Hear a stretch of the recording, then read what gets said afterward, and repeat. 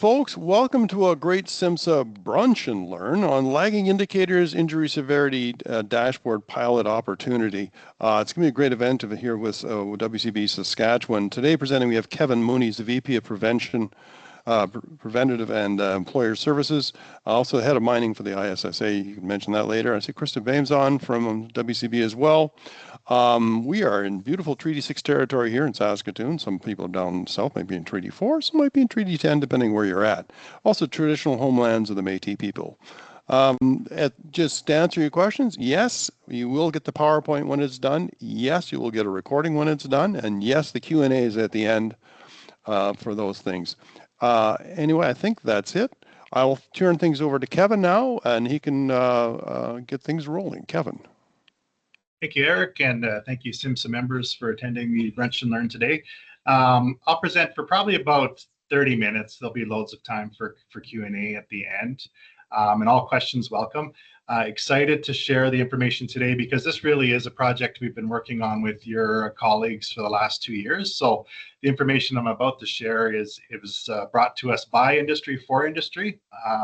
It's meant to solve a couple of things, couple of problems that were shared by industry. One of them was perceived fairness around bidding on projects and how health and safety is evaluated as part of that. And then another part of it was, well, how could we turn our minds to more proactive leading indicators? So we've been working on this, again, with a number of your colleagues over the last couple of years. So just to set some context, though, at the beginning, Saskatchewan, we've done a great job collectively, and that means everyone on this call, employers, associations, organized labor. We are celebrating the lowest injury rates in recorded history in Saskatchewan for 4 years in a row. So that's a round of applause to everyone on this call. You can see by this chart, if you look at our time loss injury rate, about a 67% reduction from 2002 when WorkSafe was created. And WorkSafe is a partnership between the Workers' Compensation Board and the Ministry of Labour Relations Workplace Safety. So we collectively work with a group of employers each year.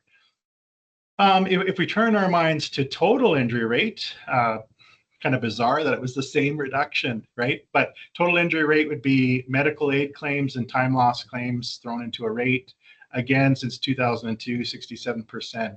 So tremendous work. But there's always two sides to every story, of course. And so this is the other side I want to just talk a bit about today, and the solutions that we'll be sharing today really are meant to address the severity of injuries that's occurring in this province. If you look over the same time period, this chart just shows to 2010, but you can see that fatalities and serious injuries in this province have been flatlined. So despite the fact that we've had this big reduction in time loss and total injury rate, for some reason, we continue to have about 2,500 serious injuries each year. We continue to have about 30 fatalities in the workplace each year. And that's quite high for a province of our size. And so if I was to put that into a narrative, because this is really about people, as we sit here today, 50 people will be injured at work. Half of those people will not return to work tomorrow. 6 of those people so seriously injured that they may never return to work. And every 10 days, somebody's killed at work in this province. That's despite the fact that we've had those tremendous results. If we compare ourselves, if we were to look at our fatality rate and our population rate, we'd be about twice as high as the US and about 6 times higher than Europe. And so we really do look to learn from each other. We look to learn promising practices from across the globe, from other provinces, from each of you. We each have successful things we're doing in our businesses and sharing that out to other businesses to help everyone collectively improve. And that really was the spark of this project. As a result, provincially, we've had a fatalities and serious injuries strategy and focus since 2018, because at that time we were seeing injury plateau in the province, and it had plateaued for about 4 years in a row at that time. And so we knew we had to change our focus. We looked at that flat line of serious injuries and fatalities. And we knew we had to do something different and needed to focus a bit more on severity. And so we released our first strategy in 2019 and it ran to 2021. We had further stakeholder engagement throughout 2022 and created our current 5-year strategy that we're working towards. It's got priority sectors, healthcare, transportation, and construction, by and large, where we have the majority of serious injuries in the province. And then, we still wanted this strategy to resonate with the majority of workplaces, regardless of industry. So you can see we've got 7 common areas of focus that really are kind of the root causes of serious injuries and fatalities, regardless of sector.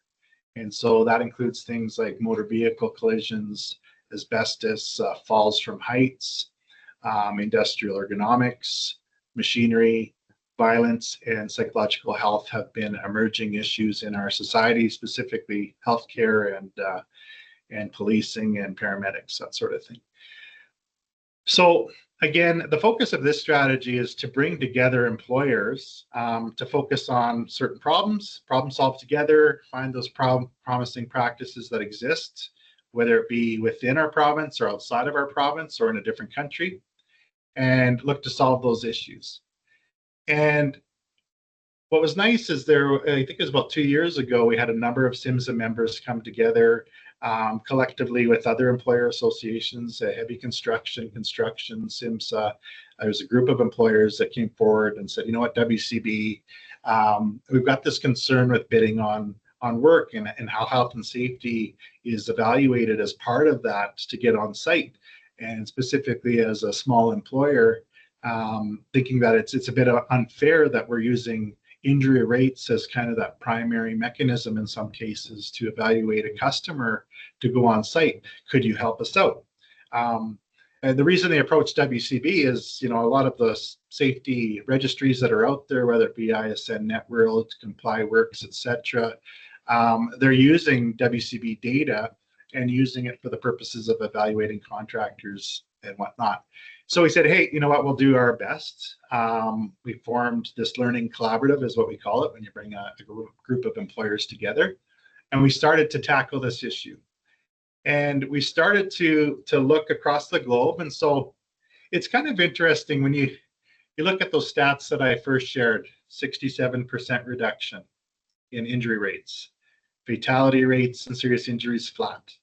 So what we did in the past got us some success in one area, the frequency of injury, but it didn't get us the success on the severity of industry.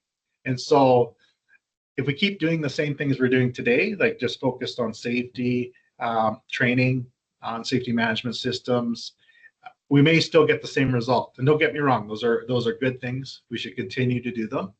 But for some reason, they're not really reducing the serious injuries. And so what needs to change to effectively address serious injuries and fatalities in Saskatchewan is the question that we're going to dig into here throughout the presentation.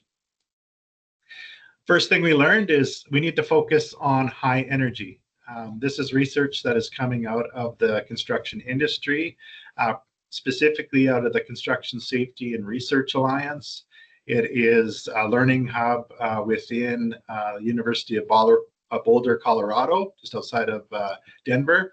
A number of contractors came together. I think there's about 120 members. The Saskatchewan WCB is a member. We've been a member for quite some time. The only insurance agency in North America to participate in that, because we're looking to learn, right, anywhere we can. And they did this research, and it's very interesting. We're human, and we're not as good at identifying hazards as we think we are. And they confirmed through research, and this is applied research, working with these big firms in the US and some in Canada as well, large construction, heavy industry, oil and gas, mining, and they tested this energy wheel perspective. And what they identified is, people can only identify about half of the hazards in front of them. They can't see the other half. We're human, we can't see it all. And so what they did is, what they focused the training on was if we could help frontline workers identify all the hazards related to these different energy sources. and go around the wheel, that we will have improved hazard identification. And they were able to prove that out, a 30% improvement in identification. And this works really well too for environments where you've got English as a second language, because it's more visual, right? So as a group, we can really get into problem solving around, let's look for all the hazards related to motion or mechanical or electrical, pressure, that sort of thing. And so that's the first thing. The second thing is making sure that we have effective hazard controls in the fields. And this is something, whether you look at mining, oil and gas, construction, when you do the root cause for a fatality, usually the control was supposed to be there. There was a procedure for it, but the control wasn't effective. And so they taught us a lot around direct controls. And a direct control needs to meet a very specific definition, specifically targeted for that hazard, effectively mitigates the hazard, and it will be effective even if somebody makes a mistake. And I think that is the key thing. This is really factoring in human error, and dealing with that real reality. It's sometimes we're working long hours. Sometimes we've got other things on our mind. There can be mental health. We could have our mind on things at home that we're bringing into the workplace, vice versa. But direct controls can't always be put in place, especially in a dynamic environment like construction, or many of the work environments where you guys are working in, where you're building things and servicing things and the environment's changing, right? And so alternate controls can be put in place if we can't get a direct control in place. And this is all about mitigating human error again. And I'll get off the academic stuff here quick, so bear with me. But what this is trying to tell us is, if we can't put a direct control in place, so like fall protection to help me from or mitigate my risk if I fall off a roof. Say we're digging a hole here. We got a picture. We're digging a hole in the ground, dynamic environment. Really what the science tells us to reduce human error is we can have a dedicated monitor.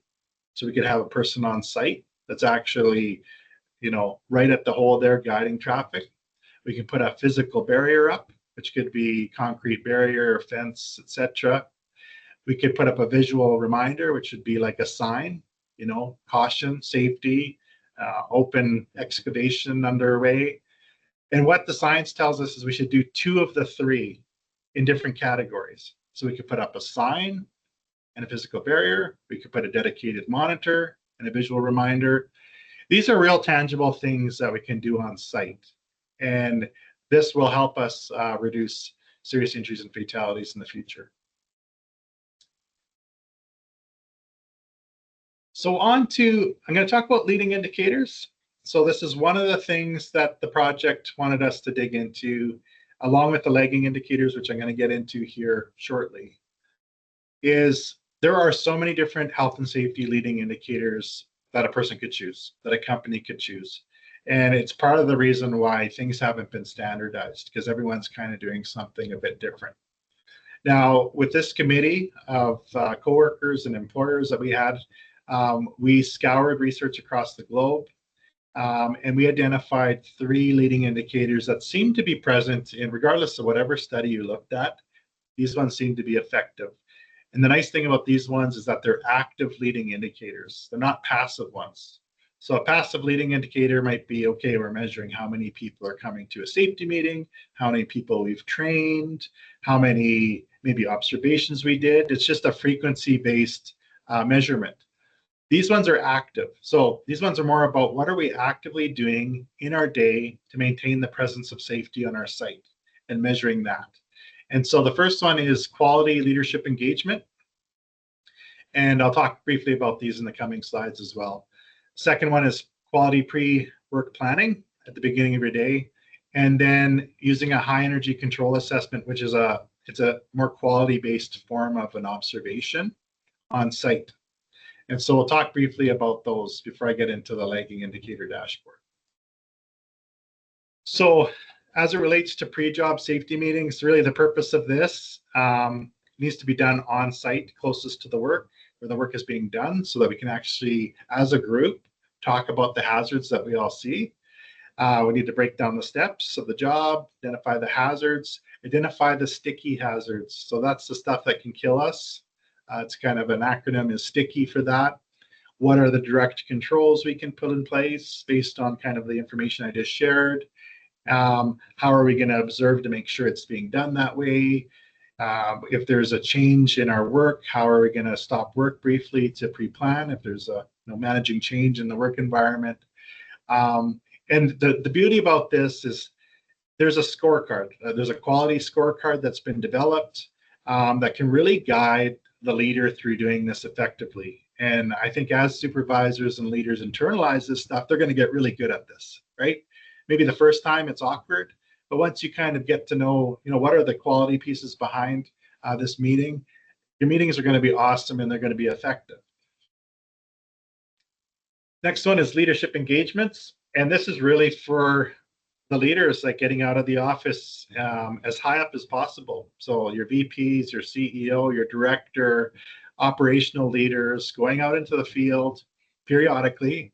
Again, we're talking like, one a month, a couple a quarter, but we're talking about quality engagements and wanting to be prepared for those engagements. So actually sitting down with operations folks and getting a good handle on what's being built today, what are we working on today, so that when you go out to the site, we can connect with the workers, get to know their names, something personal about them, connect their work to the higher goals of the organization. Asking questions, curious questions around what could kill me on the site, what's serious here, how are you controlling it, going to take a look with them to see if it's really an effective control in place, understanding maybe some of the previous safety grievances that have been on site that maybe haven't been addressed, and as an operational leader, how can I help remove some barriers or make some improvements to make things safer for you? So that's the type of engagement. It's not an audit, it's not a clipboard, right? It is getting out there and connecting with workers. Again, there's a scorecard around how to do this effectively that has been tested at a number of sites in North America. The third one is let's check the work, and that's doing a high energy control assessment on site to make sure that what we plan to do today is actually being done. And that's a fresh set of eyes going out and doing that observation and sharing those results back with the folks. Now, what the research tells us is quality pre-job safety brief. If we do that to a high quality, it will determine how safe will our job be today. The high energy control assessment is really somebody with fresh set of eyes, or the leader I just described, going in and doing an assessment of, do they have an effective control in place today? How safe is the job right now? And really what they found is, you can imagine, say people on this call today haven't had any of this training. What they found in the research was the quality of a pre-job safety meeting is probably around 10 to 11%. And the HECA scores were very low in terms of, we don't have very good controls on place during the day. Now, combining the awareness of the hazardous energy training and training supervisors on how to do these high quality safety briefs automatically takes that HECA score up to around 70%. And then it's correlated with lower injury rates. So this has been done with and measured with a number of companies. So we've been working on a pilot, designing a pilot, and this pilot goes until August 31st because we're still trying to get your feedback around how can we make this effective. There's 3 ways to get involved. One way is leading indicators. We've got micro learnings for those 3 or 4 leading indicators that I just talked about. The micro learnings are 10, 15 minutes long each. So they're real quick hitters. We've got this lagging indicator dashboard, which we're going to talk about here in a moment. This is a new way that we're proposing that I think adds a lot more fairness into how we evaluate a contractor going on to a prime site. And so it's looking more at severity. And I'll talk about that in a bit. And then there's field engagement. So changing the way we audit safety management systems in the field and making them more effective. And so we'll talk about those in a moment as well. Whoops. So the first pathway, we've got these micro learnings. Again, 15 minutes each roughly. One is on the energy wheel, so awareness about that and to improve hazard identification in the workplace, specifically around hazards that can kill us, the real sticky stuff. The higher the energy, the higher the trauma if we come in contact with that energy source is really what this is all about. The second one is on measuring pre-job safety briefs and how to do that. The third one on the observation process, and then a fourth one on the leadership engagements. And again, they're quick hitters, they're free of charge. There's a QR code there. We built these in collaboration with Energy Safety Canada, who represents the oil and gas industry in Western Canada, because they were working on very similar work in this space. Again, well, we're going to send out the deck, but this is just more instructions on how you can access the training as well and set up your profile and your account and get on there for the free training. Now, let's get into the lagging indicators. Again, this is where we first started with this group. This was around the problem of fairness in bidding. And today, you know, the total injury rate, the time loss injury rate, primarily used as kind of benchmarks of whether or not employers can get on sites. And it can be different depending on the customer, depending on the safety registry. But my understanding, if you're over a certain threshold, you know, in your injury rate, good luck getting on. So we worked again with your colleagues and we thought, well, what if we were to focus more on severity, right? Frequency is one thing, but what if we could tell the story around severity? And so we developed two things. We looked at the hurt model. This is something that some construction companies are already doing internally to measure the severity of their injuries that they're having on site. And then one is the life model. And this is an objective way to measure, you know, outcomes, severe outcomes to people related to serious injuries and fatalities. And so what we did as a group is we combined the two and we came up with the definition for it and we created a severity index. So what this means is, so you've got a total injury rate, which has all your medical aid claims and time loss claims going into that rate, right? So for every one of those claims, what we're going to do on our end at the WCB is apply a rating from 1 to 5.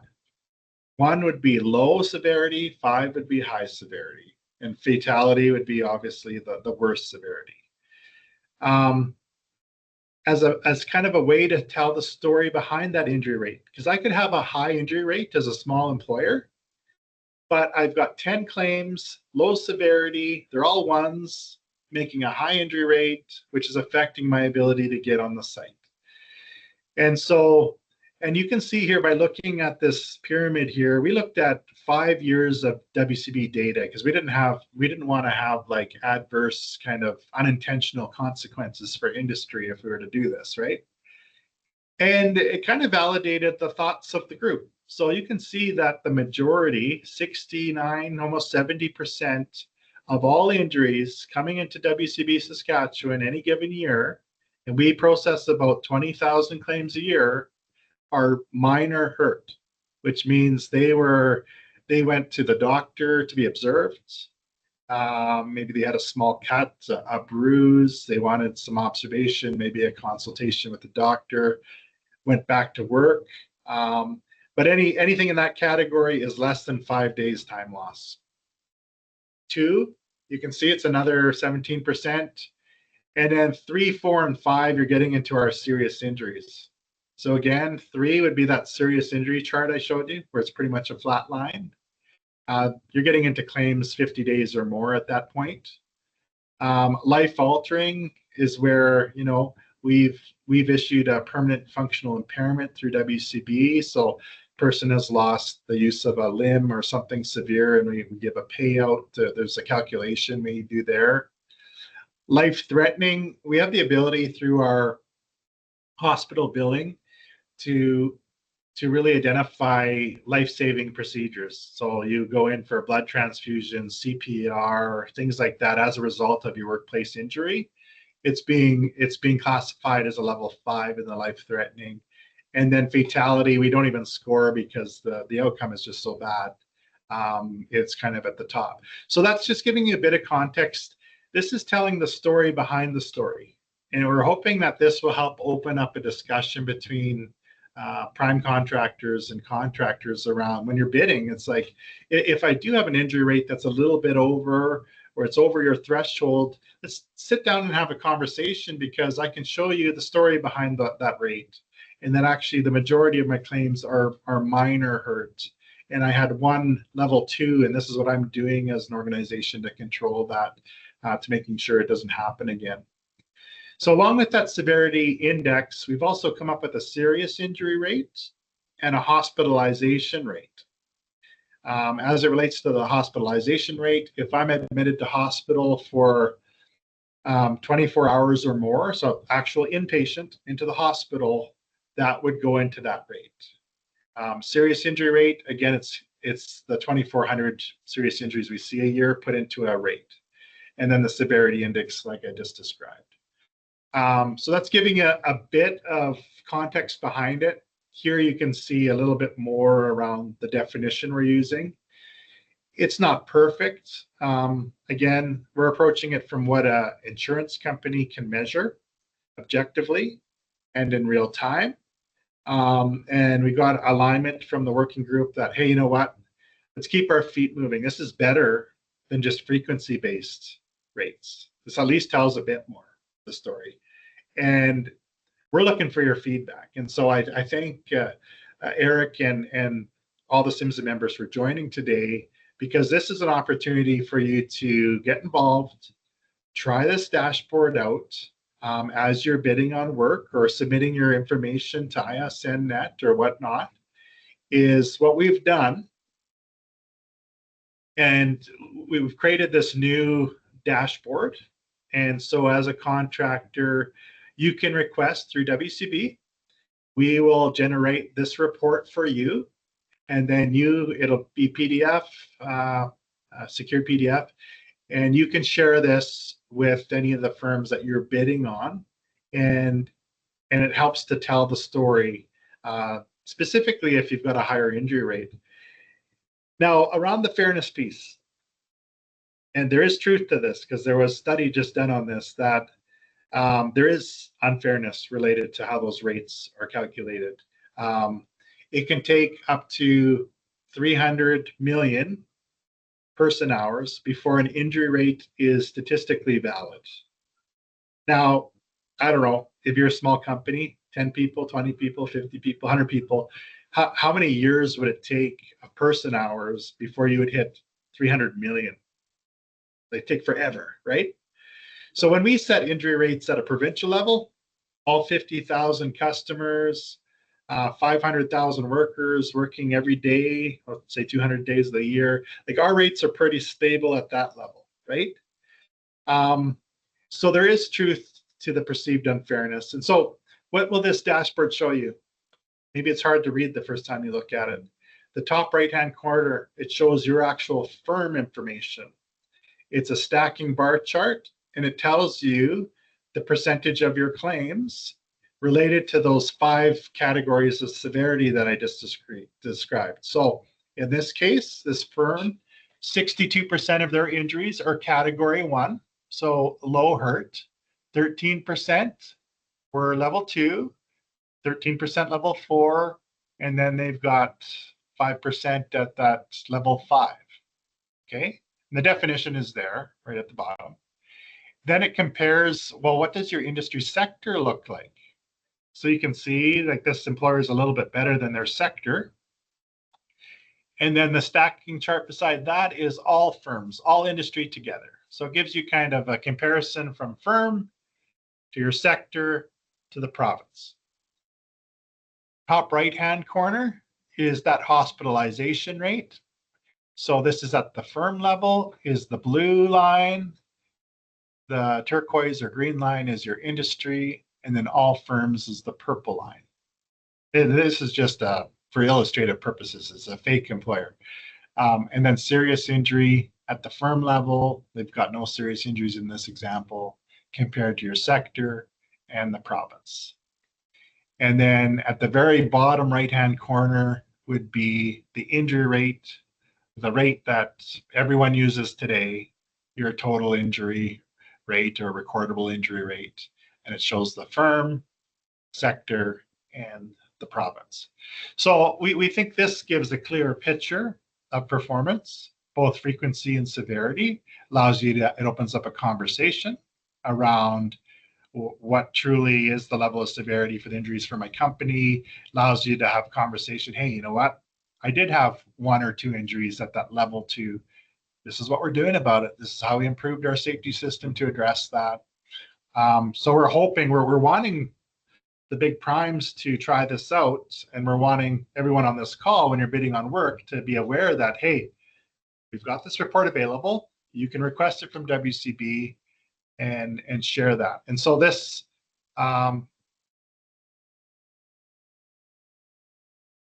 it's on here. Yeah, sorry.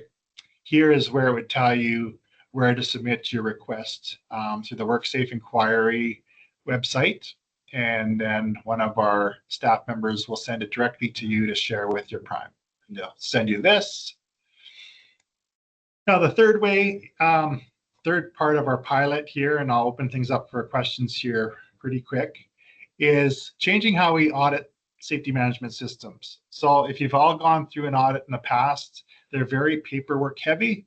Probably 70% of it at least is documentation review. And then the auditor will usually take a sample of workers and do some interviews. And then at the very end, if there's time, they're going to go out and do a little bit of observation. Now, based on the information that I've shared, and really the focus on, critical controls around those hazardous energy sources, we want to flip that audit upside down and do it differently. Spend 80% of the time in the field, working side by side with the workers, teaming up with an operational leader so that they can describe, hey, this is what we're building, this is what we're doing, here's the stage of the project we're at, really getting a lay of the land of what the hazards are. Again, talking to the workers, what's the stuff on site that could kill me? Okay, how are you controlling that? Assessing that, and then tracing the successes and failures back into the system and giving people maybe some more value-added feedback on things that are working and things that are not working in your system. Now, we've been working on these field engagements for quite some time, and there's some big players involved. Like we've been up to the Suncor oil sands, PetroChina, some large contractors, construction contractors here in Saskatchewan, some large mining construction in Saskatchewan to test this out. And so just wanted to share that piece. We've got information on how you can set targets for these leading indicators, because really we think it's a combination of both, using the new lagging indicator dashboard, but also shifting our focus to measuring the presence of safety on site day in and day out, and trying to look through the windshield instead of the rearview mirror related to safety metrics. And so we've got resources on how to start measuring this after you would take those micro learnings. The pilot, again, it runs till August 31st. So there's 3 ways you can get involved. You could start testing that dashboard, which really was the focus of this presentation today, was to get the awareness out there. You could take part in those micro learnings and start applying them on site. Or you could sign up for one of those audits, which is more of a limited opportunity. We're actually already doing our 3rd one, so we're kind of already, at threshold there for that one. But if there's a really interested party on the call, we will consider it for sure. So we're really wanting you to try this stuff out over the summer. Give us some feedback in the fall, because our next step is really to enable this for industry, low cost, no cost. How could you measure these leading indicators in the field. We're looking to invest in a technology that would be easy and free of charge for you to use. We're looking to make that dashboard more user-friendly. So in the future, the Prime could even just log into a dashboard and run the company if they wanted. But that's all future considerations. So we're taking one step at a time, and I do think we've made good progress with industry on this. So please participate, at least in the lagging dashboard, because that's where we're not getting as much participation so far, and I think it's a lack of awareness.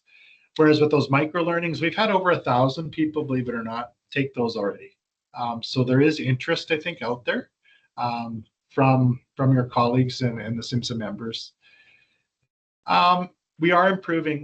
When we look at serious injury rates, I just want to show you, this is a 4-year rolling average. It's a bit of an eye chart. It's a messy chart, but it shows you the trend line that our province is growing.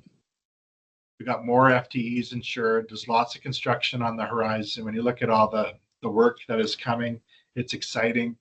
And we're looking as WCB to help partner with you to work on the stuff that really is going to help reduce fatalities and serious injuries. And maybe there's a couple of things we should stop doing. Like, the thing with health and safety is it always seems like we're adding new things on.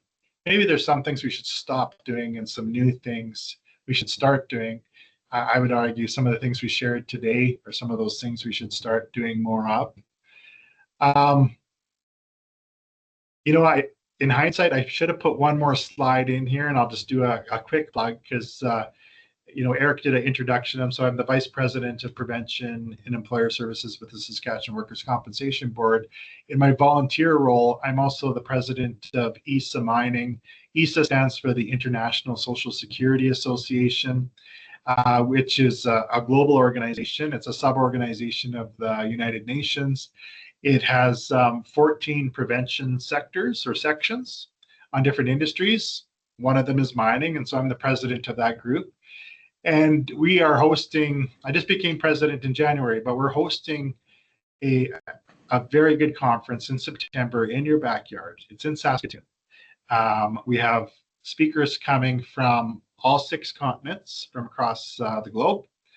We've got a trade show that SIMSA is helping us with. Thank you for that. We have a number of roundtable discussions and panels, and it runs from September 22nd to 24th in Saskatoon. And I'd really encourage you to, send somebody from your organization. At least one, if one from every company on here today came, that would help us. We're really looking to get to 850 people if we can. It's a rare opportunity for us. So I just wanted to end with that before we open things up for questions. I'll turn things back to Eric. Thank you. Well, thank you, Kevin, for a wonderful presentation. So yes, the PowerPoint will be sent out to people who registered for the event. That will be happening. We will also send you the link to the recording of the event. We're going to pull it, download it, throw it on SIMSA's YouTube channel, and you'll have a YouTube link so you can really easily access this thing. And then there's questions. Usually I have to stall and delay to get questions to come in, and yeah, we got questions already. Okay, so let's start at the top of the list, Kevin. Yep. Trisha's asking, does WCB have data to share regarding aggravations of pre-existing conditions? Yeah, I don't in this presentation, but yeah, it's something that obviously industry has to deal with at times where there's multiple injuries and there's an aggravation of an injury. So I could get that data and break it out as a follow-up for your membership, Eric, if there's of interest. Yeah. Thank you. Another question. Will a copy of the presentation? Well, of course there will be a copy of the presentation. Okay, next one. Oh, well, it's bouncing around here. Will the severity versus frequency stats be incorporated into ISNet? It's a good question. I think that's a conversation that we could maybe have with the prime contractors. They're the ones that buy those services, right? Yeah. And we have had just sorry to interrupt, Eric. We have had some of those primes at the table with us, designing the information that I've just shared. I have heard from some of the big primes, they know the current system isn't perfect. And the question to us is, well, what else would we do? And that's really what we've been working on for the last 2 years with SIMSA and the members is let's come up with a really good proposal on a different way to look at this. And the level of confidence, just to go back to that last question, yeah, it's good. It's stuff that we can measure and validate internally. And I think that's the value we can bring from WCB. We're following very concrete business rules for definitions for the data. And sorry, Eric, go back to you. Yeah. Yeah. What I found is like regarding the use on ISNet, the data used on ISNet is what is to be used is chosen by the person buying the service. So it might be nutrient, it could be chemical, whoever. We have presented this information to and work with those companies and been in discussions with them, BHP and a few others. They're all looking at this very intently, and I think Kevin's even presented to the safety committee for the Saskatchewan Mining Association. So there is definitely a leaning towards using this data, and then it would get incorporated into ISNet eventually. Yeah. How will the new audits align with core elements? Good question. Yeah, so we're partnering with Energy Safety Canada, and they're actually part of the partnerships program in Alberta, which issues incentives for core in Alberta.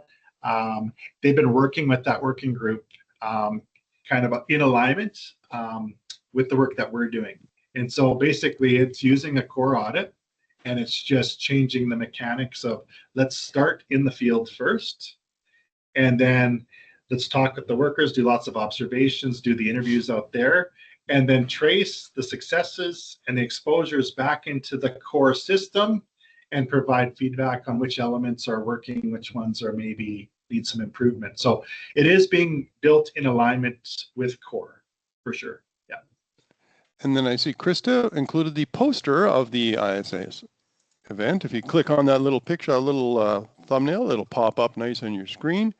You can see ISSA Mining Safety Conference. And then if you click the back button by her name, it'll go back to the event, and you don't actually leave the event, which I'm glad I did correctly, because it would have been bad for me to leave the event because, well, I'm hosting it. Next question from asking, hey, we are a technology company based in Saskatchewan, and we have MIST funding. How can we help in your future work to track and measure leading indicators? Yeah, good question.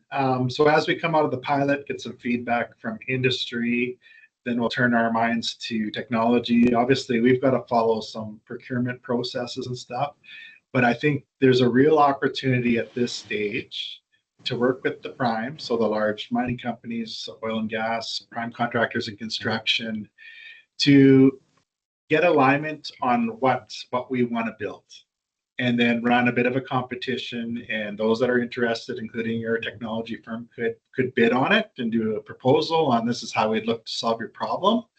But I would really like to involve the primes next, so that whatever we build is actually going to be used, right? Because if we just do it on our own in a silo, then it might not be adopted, right? Yeah. So. And folks, I can confirm that, like, for example, as for a tier one contractor, I know that Graham Construction has been very involved in this whole program since the beginning, and been very helpful as just one example. There's another noter. ACSA core audit is not the same as SCSA core, though. I think that's circling back to core alignment. Does that stand for Alberta Construction Safety Association? I'm assuming that's what that is. I'm just looking at it. That was from Lisa Bruce. Lisa, if you could just type in and make sure we got this correct here. In the meantime, I'll move in. So maybe I'll just answer that question real quick. So again, ACSA is part of that partnerships group in Alberta, and so they're aware of the developments of what we're working on. My understanding is ACSA was doing a survey to their members to get feedback last year in terms of what's working, what's not working with core. And so I would say they're coming along with us and learning from the approach. Again, we're in a pilot phase, so I don't want people to be alarmed. It just, we think there's more value in spending more time in the field versus documentation audit. And specifically with advancements in AI, that documentation review piece can probably be handled by AI in the future anyways. So it's probably better time spent in the field. Back to you, Eric. Well, thank you. And then somebody asked, can you provide a link to the resources, blah, blah, blah. And then all of a sudden, holy crap, there they are. Peter, thank you, Peter. Thank you, Peter, for plugging all those in there. This saved us some work. And then some yes and yes. So there's another question. For organizations with little to no injury history, how will this injury severity dashboard provide meaningful insights? You're going to look like a shiny star, right? Like you're gonna have no severity. I think you can still use it. It helps paint the picture. My firm compared to industry, even though my industry is good, I'm even better, right? Yeah. And then as you do get a history, you won't be because the injury rate won't be nearly as glaring an error, which is the reason why we got this whole thing going in the first place. I can provide a link to resources. There we are again. Another question. The core audit tools do not go in depth into how strong a company's return to work program is. Will the WCB audit fill this gap? Interesting question. I know BC had a strong focus on return to work as part of core in the past. I don't know, Krista, if you feel comfortable, like we've made some improvements to our course and how we're evaluating return to work in the field. That might be of interest. So as it relates to the WCB audit tool and us supporting customers, we have, I guess, added return to work as an element. This is also something that we could do independent of a full-fledged audit, if you will. So it could be a modified scope. So not being able to speak to core in particular. It's more what we've done internally at WCB to support this. And sorry, Kevin, what was your second question about effective return to work? I guess the course, the new course. Yeah. So we have also expanded and I guess improved our effective return to work course that we now offer quarterly that talks a lot about return to work, how to prepare an effective return to work program right out of the gates. And then secondly, some improvements in injury management protocols that can really help mitigate and reduce unnecessary delays with return to work. So that's definitely something the WCB can offer and can support companies in mitigating some gaps there. So hopefully that helps. We can also, if Peter's handy on his computer there, we can also send you links to how to get signed up for some of that training. Awesome. Yeah, thank you, Krista. Yeah, thank you, Krista. Peter seemed to be fairly on the mark last time, so we'll give him a second. I'm assuming he'll nail it here again. We'll keep moving along. Is there any consideration towards adding an even lower severity event as part of the injury severity index? A minor hurt at the lowest level, 0 to 5 time loss days, can vary greatly. Example, a worker going to a physician for first aid treatment and returning to work compared to a day or two of lost time. So this would be a quick little checkup, get a Band-Aid and send you on your way kind of a hurt. Yeah, no, I definitely, that's the type of feedback we're looking for, Chris. That's why we're in the pilot phase here. And I think we could, because I think those are the types of situations you're describing there where, you know, some employers are like, don't go to the doctor, it's going to affect my rating, right? And the person should have the right to go to the doctor, but it shouldn't affect your rating, right? And I think we could add a 0 on there for sure. I went for medical aid, it was observation.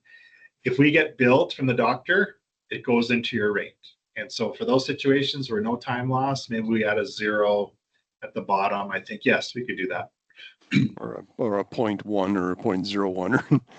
There Yeah, is a number, but it's minimal. Okay, folks, any more questions, folks, as these things come in? So what we're talking about right now, then I'll chat a little bit here. We'll wait for Peter to get that last piece of information up. So there was 3 leading indicators. One was on the pre-job meeting, one was on leadership engagement, the final was on safety observations, which are kind of part of field engagement of this pilot thing. There's the micro learnings which are available. Nice. Oh, there, Peter got the thing up. Thank you. The micro learnings are available. There's 4 of them online. You saw them earlier. When you get this deck, you can get the QR code to go to those. There's the lagging indicator dashboard, which there was provided in the chat here, and also information within the presentation. And there's a field engagement piece, which I mentioned earlier. I'm looking forward to seeing all this rolled out and getting moving. I think I don't see any more questions. So folks, we're going to wrap this up here in a minute or two. So if you get any last questions, type them in real fast. Happy to connect with anyone offline around how we have applied these items as a Tier 1 contractor. That's Nancy at Graham. Thank you, Nancy. She's been involved in this since the beginning. And there's a good example. For example, there's Graham Construction, good-sized construction company that's been working with us on this project to get these things going. So you can connect with Nancy from the chat there on that front. Any final thoughts, Kevin? I just want to thank you for arranging this, Eric. Great crowd. Nice to see almost 60 people online. Please get involved where you can. Give us the feedback. And we're serious as WCB about helping industry solve this issue. And look forward to the technology piece yet, because like, how can we make this practical for people in the field? Aid them in their pre-job planning, doing their observations, etc. That's going to be our next focus in the fall here.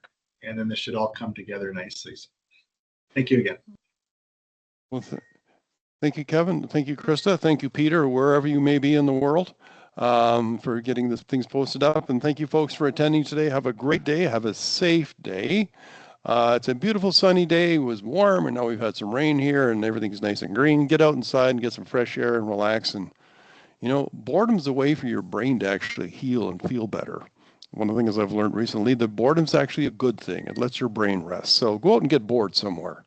Have a great day, folks. Yeah, take care.